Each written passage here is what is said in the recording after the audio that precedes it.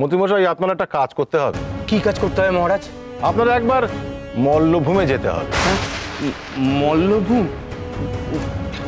বেছে বেছে আমাকেই এই কাজটার জন্য নির্ধারণ করলেন মহারাজ? কেন, কোনো দুধ পাঠালে হবে না মহারাজ? কেন, আপনার কি কোনো আপত্তি আছে? মহারাজ, ওই মল্লভূমের ফটকে দাঁড়িয়ে থাকে সব মল্লযোদ্ধারা, তাদের গায়ে খুব জোর। তাদের ঘটে অবশ্য কোনো বুদ্ধি নেই, মানে মাথায় বুদ্ধি শুদ্ধি বলে কিচ্ছু নেই। তারা লঘুগুরু জ্ঞান পর্যন্ত করে না। মহারাজ, মহারাজ, যদি তারা হঠাৎ করে আমার হাতটা ধরে আমাকে টেনে ধরে, তাহলে এই বয়সে তা আমি সহ্য করতে পারবো না মহারাজ। আরে না না না, রথযাত্রা উপলক্ষে ওইখানকার মূল ফটক খোলাই আছে। ওরা তো পত্র পাঠিয়েছে, আপনি দেখেননি? এখন মুশকিল হলো, আমার যা রাজকার্য আছে আমার পক্ষে যাওয়া সম্ভব নয়। আর এই কাজে আমি কোনো দূতকেও ঠিক ভরসা করতে পারছি না। আমি চাইছি এমন একজন লোক যে বিশ্বাসী, বিচক্ষণ। আপনি ছাড়া আর কে আছে? আপনি গিয়ে গোপালের খবর নিয়ে আসবেন। মহারাজ, গোপালরে নিয়ে আপনার কোনো চিন্তা করতে হবে না, ও সব সামলে নিতে পারবে। গোপালের যা বুদ্ধি। না মন্ত্রী মশাই, আপনি ভুলে যাবেন না ও বাচ্চা ছেলে, সেই জন্যই তো মহারাজের মন এত উচাটন। আপনি আর না করবেন না মন্ত্রী মশাই, আপনি যান। আপনি না গেলে যে রাজা মশাই মন শান্ত হবে না। ঠিক আছে মহারাজ, আমি যাব। বেশ, তাহলে আর কোনো চিন্তা রইল না। আপনি মল্লভূমে গিয়ে। পেন মহারাজ, পেন রানীমা। কি হলো সেপাই, তুমি বাচ্চাগুলোকে ধরে নিয়ে এসছো কেন? আমি ওদের ধরিনি মহারাজ, ওরাই আমাদের ধরে নিয়েছে। হ্যাঁ, ওরা জল বেঁধে বলছে যে আপনার সাথে দেখা করবে। আমার সঙ্গে দেখা করবে? কেন, কারো বিরুদ্ধে কি নালিশ আছে? হ্যাঁ মহারাজ। কার বিরুদ্ধে নালিশ আছে? ক। আগে রাজামশাই ভূত। ভূত? ভূত মানে? এই সেপাই, ঠিক করে বলো তো, সকাল সকাল হেয়ালি করছো কেন? আগে ওরা নাকি ভূত দেখেছে, ভূত নাকি ওদের মাথায় কি সব ছুঁড়ে মেরেছে। কথায় আছে, ভর দুপুর বেলা ভূতে মারে ঢেলা। কিন্তু এখন তো দুপুর নয়। কি দেখতে কি দেখেছে? যা তোরা পালা পালা পালা, যা পালা পালা পালা। না রাজামশাই, রামলোচন খুড়ার বাড়িতে ভূত আছে। আমরা খেলছিলাম, ওপর থেকে এটা ওটা ছুঁড়ে মারতে লাগলো। ভয় পেয়ে আমরা ছুটে এলে। মহারাজ, আপনি এদের কথায় একদম বিশ্বাস করবেন না। এগুলো মহা দুষ্টু, মহা বদমাইশ। এরা নিশ্চয়ই কোনো গোল বাদিয়েছে। আর তাছাড়া মহারাজ, আপনি তো রামলোচনের ভালো করে চেনেন। রামলোচন নিশ্চয়ই এদেরকে ওখান থেকে পালাবার জন্য কোনো ভূতের ভয় দেখিয়েছে। না রাজামশাই, সত্যি বলছি।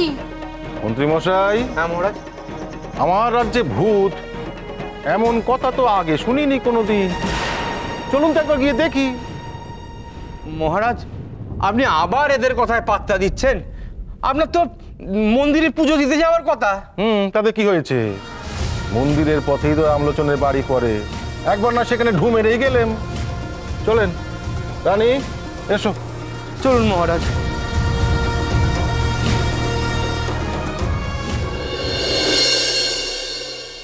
কিছু ডাকলুম বলে আবার ভাবিস নে মাথা কিনে নিয়েছি। আমি ওই ভূত টুত মানি নে। নেহাত চাইনে যে কারণ মা মারা যাক। আমি জানি তো ঠাকুর মশাই, আপনি যা কইতেছেন আপনি মনে তা ভাবতেছেন না তো। আপনি হলেন একদম নারকেলের মতো। কি বললি? আমি নারকেল? না না ঠাকুর মশাই, আমি মানতেছি তো আমি আপনারে নারকল কইছি, কিন্তু আমি তো সেই ভেবে কইনি নারকলের যেমন বাইরেটা শক্ত হয় ভেতরটা নরম, ঠিক আপনি তেমনি বাইরে থেকে খুব রাগী আর ভেতর থেকে দয়ার সাগর। তাহলে আমার মায়ের কথা ভেবে আপনি কখনো পিছু ডাকতেন? ও তাই বল, বল তোর কি সাহায্য চাই?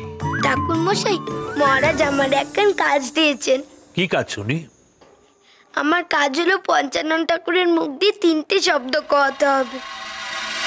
তুই পঞ্চাননকে প্রশ্ন করার সুযোগ পাবি, আর তোর যে কোনো একটা প্রশ্নের উত্তরে পঞ্চাননের মুখ দিয়ে বলাতে হবে যে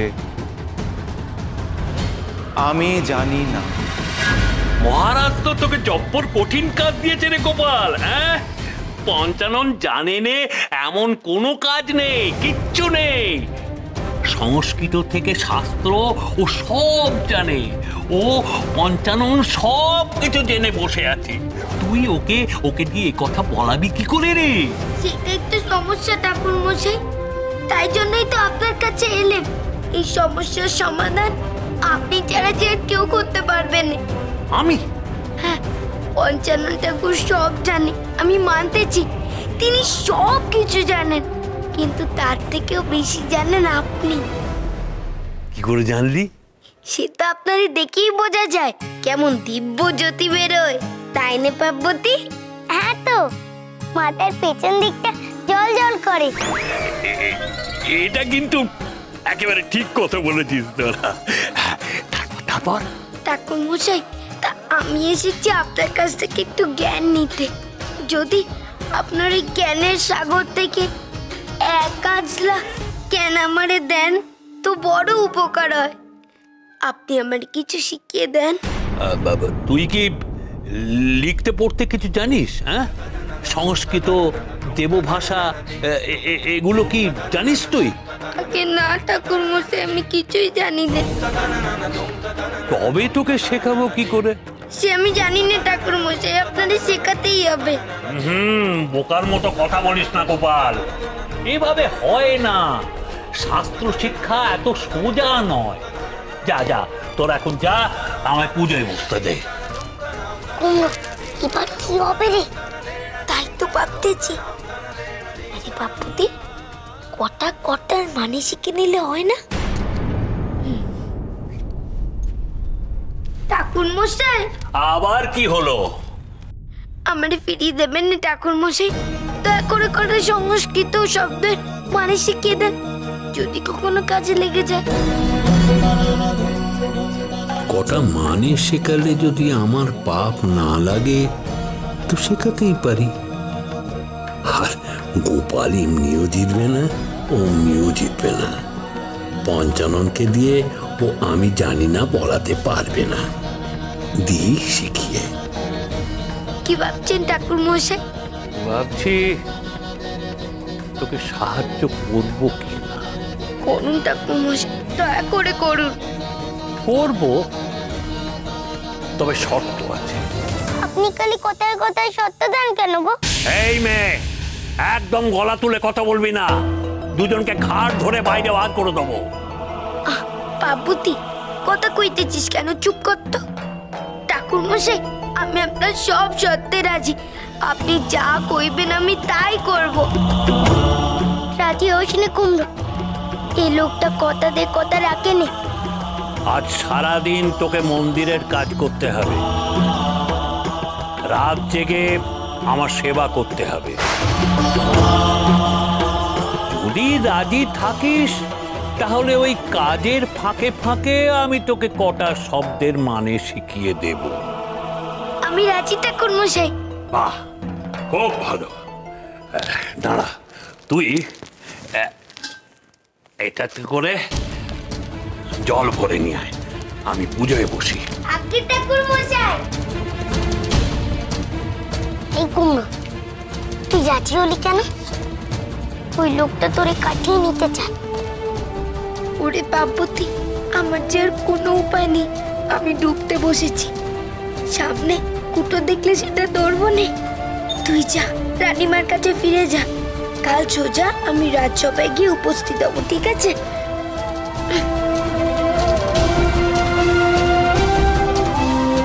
ও কুমড়ো, আমারে কোনি তুই কি কল করলি?